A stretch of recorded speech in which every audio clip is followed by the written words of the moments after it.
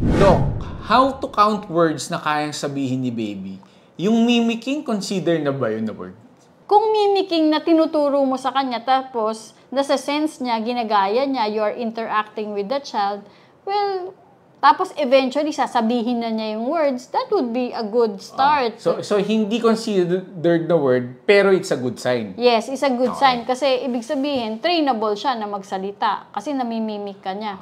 In some cases, yung mga autistic, yun, meron silang isang symptoms na tinatawag na echolalia in which lahat ng sasabihin mo gagayahin din nila. Kaya depende kung paano niya minimik yung words. So just to answer, hindi counted. Hindi counted. Parang hindi counted eh. Oo. Good sign pero hindi counted. Good sign. Ibig sabihin, naririnig niya yung sinasabi mo kasi namimimik niya yung mga words. Okay. Pero mas maganda pa rin yung mga words na conversational na mama, yung tinatawag ka mama, ma, or dada. De. O kaya nangihingi ng de.